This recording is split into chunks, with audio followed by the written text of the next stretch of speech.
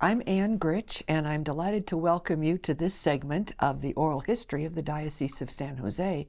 And I am particularly delighted that with us is Father Willie Manrique, who is in the tribunal. Father Manrique has a wonderful history with our diocese, so I'm very much looking forward to our conversation. So welcome, Father Willie. Thank you. Thank you. I'm glad to be here. Good. Can you tell us a little bit about your background? You were born in the Philippines? Yes. I was born in the Philippines. I went to school in the Philippines. I come from a large family, 10 children. Oh, my. Both my parents are still alive in their 80s. We lost a brother when he was in his 30s, so there's 9 of us. Many nieces and nephews, I imagine. Oh, about almost 30 already. I have one grandniece and 2 grandnephews. Oh, my. So it's always a delight to go back and visit family during the holidays. I went to high school seminary. I was there for 3 years, and then college seminary. Then I left, finished my degree in philosophy and the arts. Then I worked for the university where I graduated. I was in the publications department. I was Side of you we didn't know about. I was an assistant editor for the university publication, and then I worked for a bishop. He was auxiliary bishop of Manila, and I was teaching at the university at the same time. I taught philosophy. I taught Philippine nationalism. I taught business ethics, and then I worked on the papal visit in 1981. That was quite a bit of work. Yes, and but we were part of the background. We were staff to the bishops who were in charge of the preparation. And then I worked for an electric company, a utility company, also in their publications department. And in 1983, I met Father Jerry Brown, who was then rector of St. Joseph's Seminary. And we had conversation. I met him in a parish where I was volunteering, and we just struck a conversation. And he said, was this in the Philippines? In the Philippines. He was visiting the Philippines at that time, summer of 1983. Okay. And he said, "Oh, I heard you were a seminarian before. Would you be interested in coming?" I said, "No." And Jerry said, "Well, think about it. I'm here for about 2 weeks. I think he was visiting some seminaries, and he wanted probably to be familiar with Philippine culture at that time." And he said, during the conversation, he said there's a growing number of Filipino communities in the Bay Area, and also there were some Filipino seminaries already, so he wanted to be familiar with the culture. That would be very much Father Jerry. Oh yeah, and so at that time he said, "Well, if you're interested, I'm around, and let's talk." And so that led one thing to the other, and here I am. I came to the diocese in September of 1983. Okay, so we were brand new. From the airport directly to St. Joseph's. So the diocese was 2 years old at that time. That's right. And I remember asking Father Brown, he said, "What diocese would I be? Because I don't know anything about California." And he said, "Do you know the way to San Jose?" He says, "Because we have a new diocese, 2 years old," he said, "and we are looking for seminarians." So when I finally said yes, I remember him making a phone call to Father Milani, who was the chancellor. And then he directed Father Frayne, not Barry, Franey, the Sulpician, Father Franey. So they did all the communication and got my visa, student visa, and then I studied at St. Joseph's for a year. And then went to St. Patrick's the following year. So Tell us a little bit about your time at St. Patrick's. It was a very good experience for me. It was just beginning to be more international. So Father Bleikner was the rector, and they started to recognize the presence of international students. And it was a very good place for me at that time. Academically, it was a good place to study. There were some fine professors. I'm thinking Father Witherup was on. Ron Witherup was there. Father Beret. Father Michael Beret. Dave Pettingill was our professor. Rich Gula was a very good one. And wasn't Ray Brown there? No, he wasn't there at that time. Later, okay. Tim Kidney was one of our professors. Frank Norris? Oh, wonderful Frank Norris. Some good people. Monsignor Holleran. Oh, yes. And then we had women professors who were excellent. Suzanne Toulan was there teaching music. So it was a good array of professors who were entrenched in Vatican II, but also aware of the traditions of the church. Beautiful academic setting for me. Pastorally, it was good because it's next door to the diocese. So most of my field work was done in the diocese. Not most, I think all of my field work. I was at St. Julie, as I was in St. Joseph's Mountain View, St. John Milpitas, I was at Most Holy Trinity. So you got a real sense of the diocese and as a I student. remember telling Bishop Domain at that time, I said, my experience in the diocese was from east to west and from north to south. So I was able to, if I would not get lost in the diocese of San Jose if I had to drive around. So it was a good pastoral experience. For my deacon year, I was assigned to St. Lucy's with Father Lenbos of happy memory. Oh, yes. And larger than life. Yes, he was. I arrived at St. Lucy's expecting that, his reputation was, I heard, but he was very grandfatherly to me. He was very good. So I was ordained out of St. Lucy's in December, but the ordination took place at St. Patrick's. At the Proto-Cathedral. Proto-Cathedral. Which is no more. I know. It's a real sadness. It's always sad to recall that the church that became part of your priestly journey is no more. Yeah, I mean, literally no more. That fire just totally destroyed it. I know. Yeah. So it's a sadness. It is a sadness. Was Father Bose one of your mentors? He was a great mentor to me. And so were the pastors that I worked with. John Sandersfeld was a very, very good mentor, and so was Bob Moran. Bob Moran kind of pushed me because he's a quintessential pastor, or priest, I'm sorry, priest. He didn't like to be pastor, he didn't like administration, but he would say to me, Willie, you can get trained in that area. And so he and I worked very well as a team. I did part of some administrative work in the parish. No, this was at Most Holy Trinity. Was that your first assignment? That was my first assignment after deacon. After diaconate. Okay. Assignment, because I was at St. Lucy's as a priest for 6 months. Because I was ordained in December. That's right. So I went to Most Holy Trinity the following, I think, July. I was there with Bob Moran, and I was there for more than 3 years. And we were the last diocesan priests at Most Holy Trinity before the turnover to the Jesuits happened. We were kind of sad that we had to leave Most Holy Trinity because it was a wonderful parish. Depth of ministry, the people.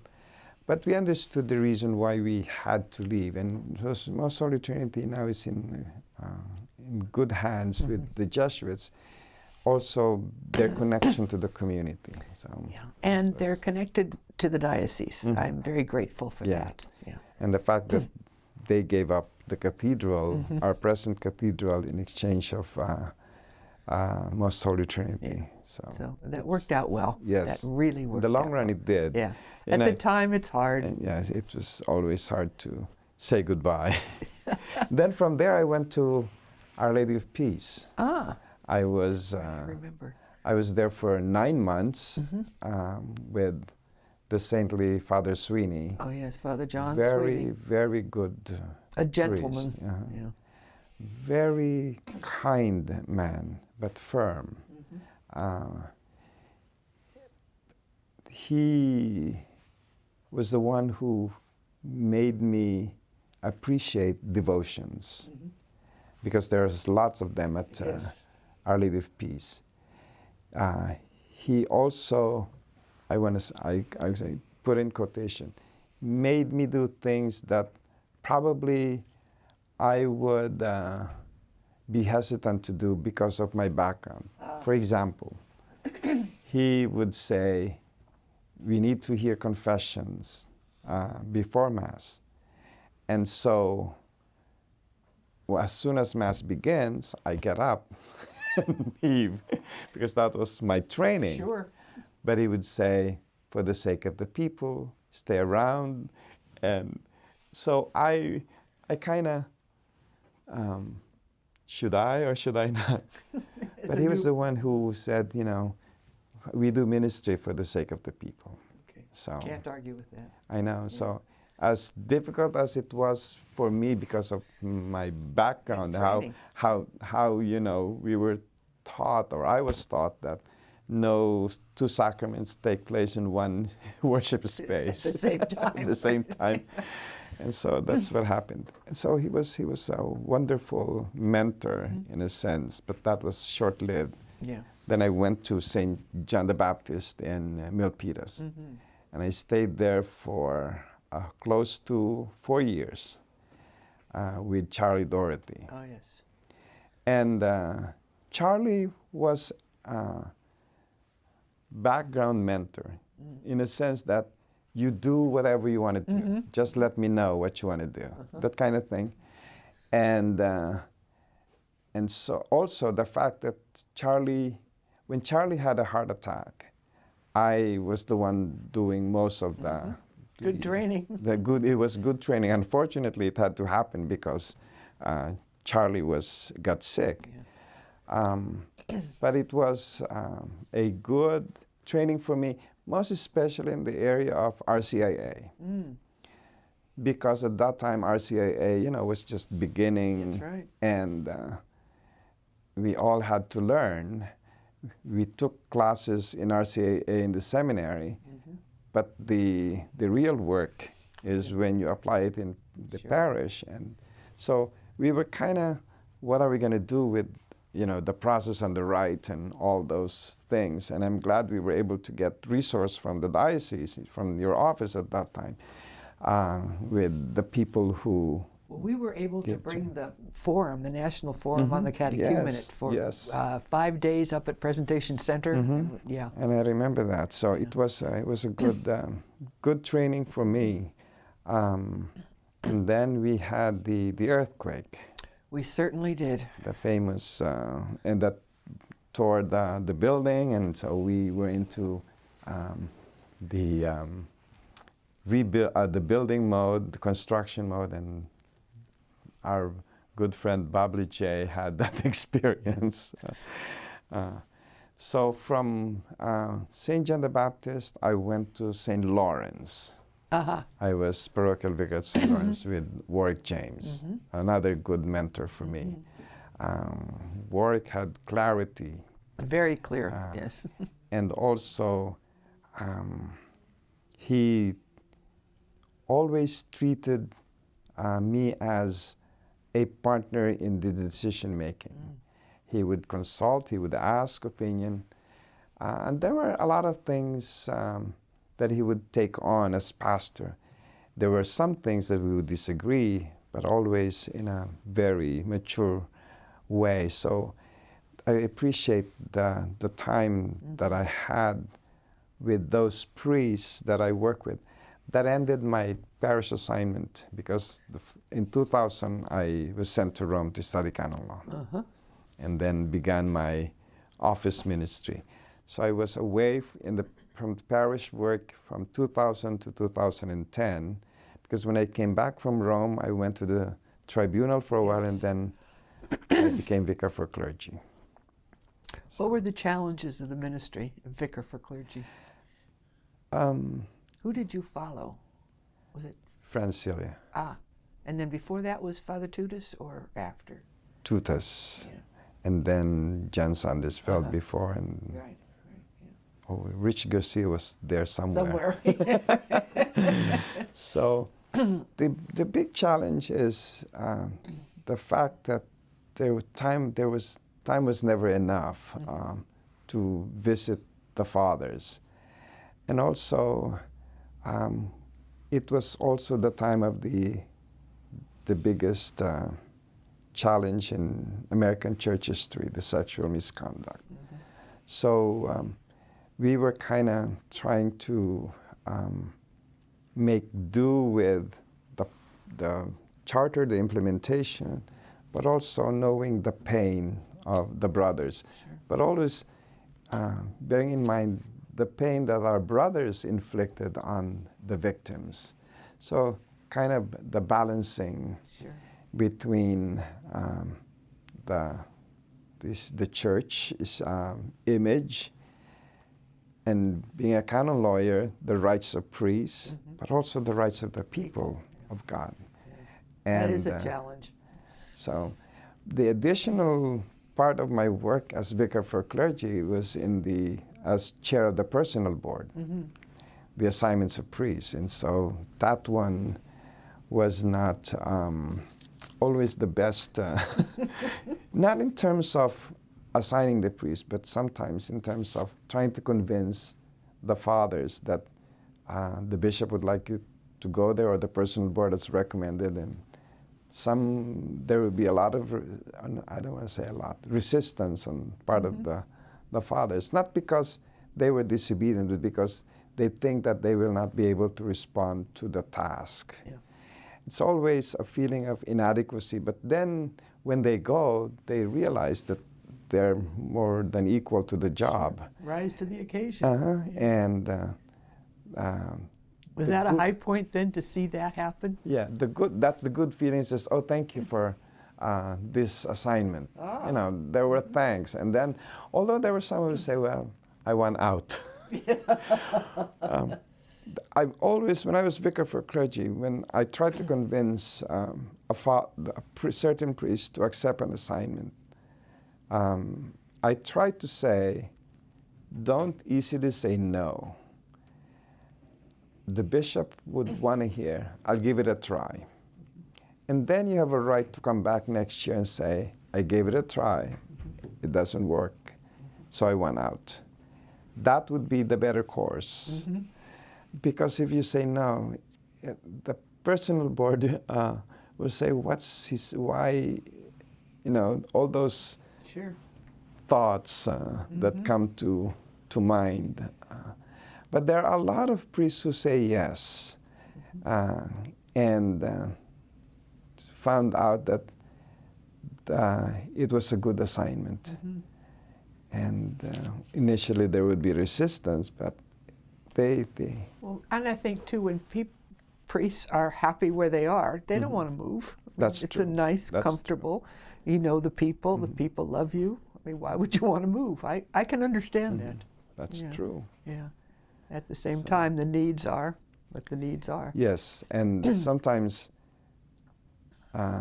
we don't see the bigger picture. Yeah, isn't it true? Yeah. Yeah. So. Yeah. Yeah, that's where the term parochial comes from. That's true. That is so true. So you've been a pastor, a parochial vicar, and in diocesan ministry. From vicar for clergy, I went to St. Christopher as pastor. As pastor. That was your first pastor? Correct. Yeah. How was that? It was a very challenging one because I followed a very popular and well-loved pastor, Oh, Father Jimmy Walsh. Walsh. Oh, yes. And also, in this, I don't want this to come out as a negative thing. I am the first non-Irish, non-white Right. priest in a highly Caucasian community. Yes. Very upper class. Yes. And with a lot of wealth and a lot of wealth and a lot of education. Yeah. It's, And a people are certain bright. sense of privilege or, yeah. So, but the people are great. Good. And they're very supportive of the church. And I think the fact that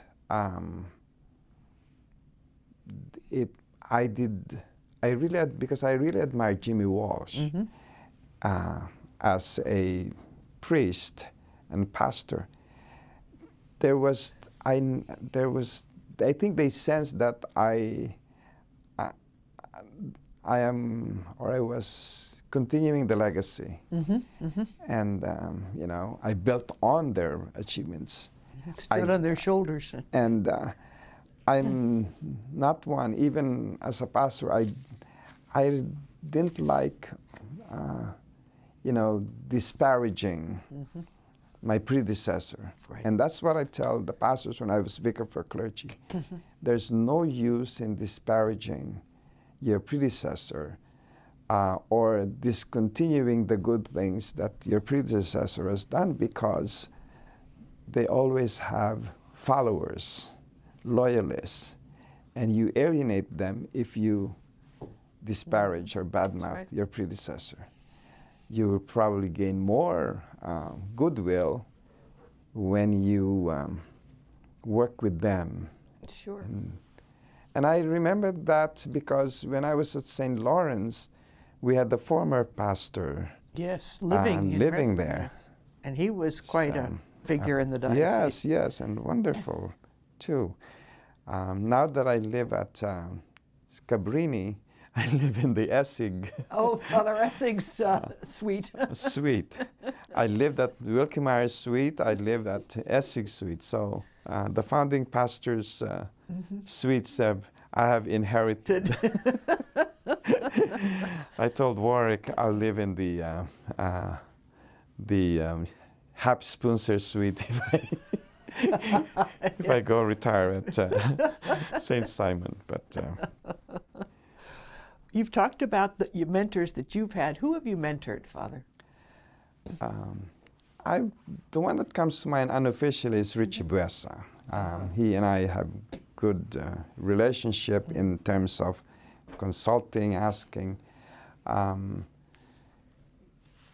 Because of my job as vicar for clergy, I wasn't able to mentor anyone in an official capacity. I've had deacons or newly ordained. I had Anthony Uitinko and Andrew C. Nguyen, when I was pastor at St. Christopher. I had both of them in class at St. So Patrick's. I would hope that they learned something from me when I was their pastor at St. Christopher. But really never had the chance to, formally mentor somebody. I had 3 deacons out of St. Patrick's when I was at St. Christopher, but from other dioceses. But not from our diocese. Yeah. Well, I can't remember their names right now, but 2 of your parishioners from St. Christopher are going to be ordained as deacons yes. in May. Yeah, so that's kind of exciting. Phil and Dick. Phil and Dick, yeah, good people. So that's. I remember I had the distinct honor of recommending them to ILM and on to diaconate. The diaconate program. Right. I'm just thinking of what you had said about being the first non-white pastor at St. Christopher. How has your own background, your Filipino heritage, how has that impacted your ministry? There are a lot of things that I thought I brought to the ministry, other than the fact that I'm Filipino. The ability to work with people, with different cultures. The fact that before I came, I already knew Spanish was a good thing, because I used that in my ministry, most especially when I was at Most Holy Trinity. Sure. I was But also at St. Joseph Mountain View. Huh? St. Joseph's. But I was there as a seminarian. Okay. But still you spoke Spanish. Yes. We did census at St. Joseph's Mountain View during the summer. Lionel Mancia, who is now deacon at St. Athanasius. We were seminarians at that time, and so we did parish census at the time when census was a great opportunity for seminarians to do summer work. Right. And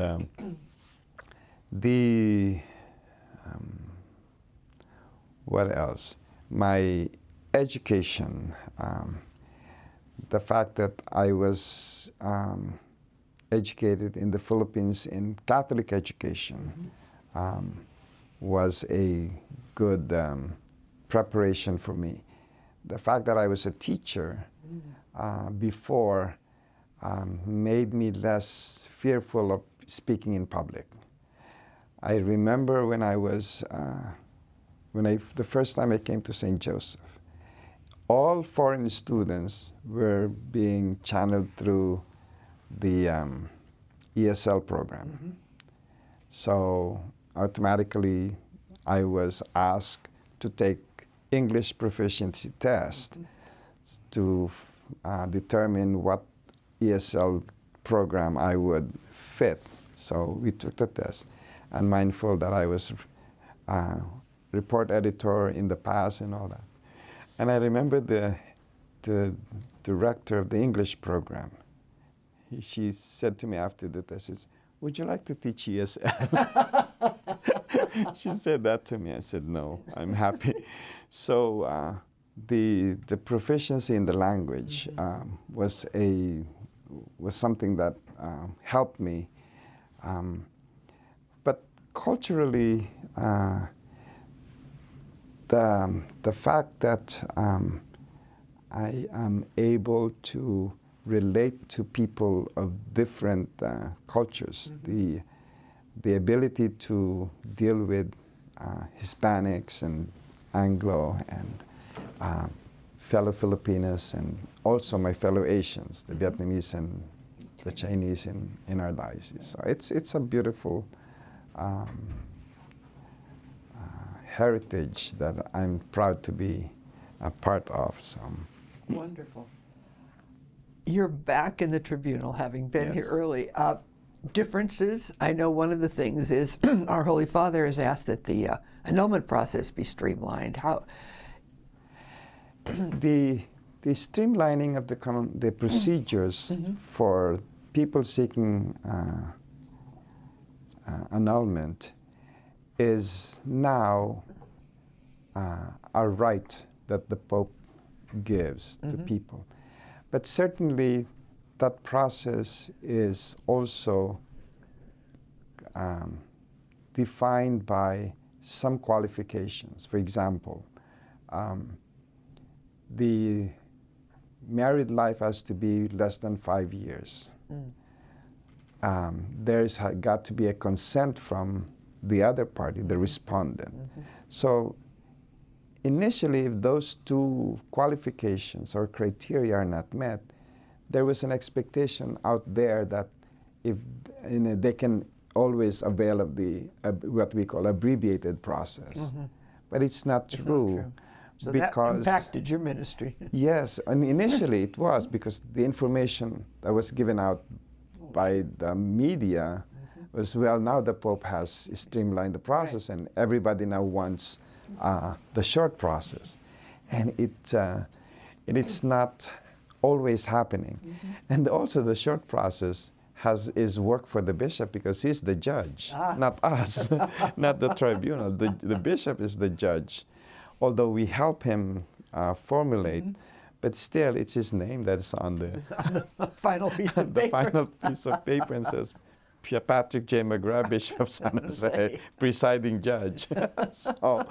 so it's a beautiful opportunity for the tribunal or for the church to go out to people and say, we will help you in an expedited way if the criteria are met. So if you're able to do it, we will. And I think we've done 7 cases already since it's been implemented. Wonderful. So, Father, what would you say are the challenges that face us as a diocese? We are 36, almost 37 years old. I think as a diocese, we continue to grow in terms of population. Yeah. We also grow demographically, culturally. So the challenge on ministry and how we respond to people of different cultures and sometimes different languages. It's one thing to say on the social, civil level that people who come to this country from other countries must learn English. On the societal level, that's probably a good expectation, but not on the pastoral level, because we worship in the language that we were born in, and we expect that kind of relationship also to be with our ministers, or especially our church. So when we have monolingual Spanish-speaking people or Vietnamese, we can't just say, oh, you need to learn to speak English. We need to adapt. So that's one of the challenges of our diocese, and also of the parishes. Parishes might have to have translators or monolingual or bilingual people on the staff.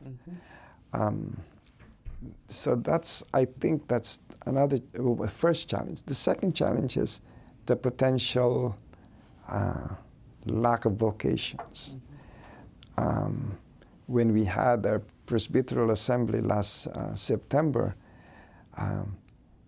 the vocation director, Joachim, said, in 15 years, 45 of these priests, he showed us the photo of the ordination at the cathedral, I think during the laying on of hands. All the fathers. So all the fathers were up there in the sanctuary. And he showed it to us, and then he darkened the 45, a little bit less than half, and says, in 15 years, 45 of these priests will not be here, or will be retired, will not be in active ministry. He says, that's 15 years. We don't have 45 priests in 15. That means, 5 priests or 3 priests a year to produce within the next 15 years. So that's scary. Well, this year we do have 3. That's true. But we didn't have, how many did we have last year? No, I don't think you're absolutely right. No, so, it is. So I think those are the biggest challenges. But the good thing about that, the offshoot, is that lay people are starting to take ownership in terms of ministry. And I think we as priests, or those of us in leadership position, should just not feel threatened by the continuing ministry that lay people offer. And also, I remember Bishop McGrath at one of his homilies saying that, his advice to the newly ordained, when you go to your first assignment, don't think that just because you're ordained, you already have an upper hand on those staff members who are there for 25 years or 10 years ahead of you, thinking that ordination creates magic and entitles us to the great wisdom. So I think that's one of the things that I would like for us priests, especially the newly ordained, to realize that ordination does not give us the magic formula of ministry or even success in ministry. So it's one of those the bane and the boon of ordination, of ordained ministry. So, what would you say our strengths are? the same thing. We are culturally diverse. We are. This is a rich diocese, both in terms of people, but also in terms of wealth. The whole Silicon Valley. The whole Silicon Valley. There's also a great opportunity for knowledge, for education. So we are at the place, a beautiful place where technology and education are available, but also we have the wealth of people and the goodwill of the people. We just need to tap that wealth, the goodwill of the people. Are you hopeful? Oh, yes. Last Sunday, my homily at St. Lucy, I said, I've been a priest 30 years. There's never a day when I could say I regretted being a priest. Oh, that's wonderful. Because it has been a happy priesthood. I mean, I do not discount the downs of, ministry, the usual. Sometimes you get disappointed, but there are a lot more happy days, fulfilling days in ministry than I've ever had down days. That is wonderful, and that's probably a very good note for us to end on. I do need to apologize. I have always thought of you as Father Willie, but I should have said Monsignor Willie, so for the record. Oh, there's no increase in salary anyway. Exactly. So it's all the same. It's all the same. Thank you so much for being with us, Father. Thank you, Anne, for the invitation, being part of this project. So.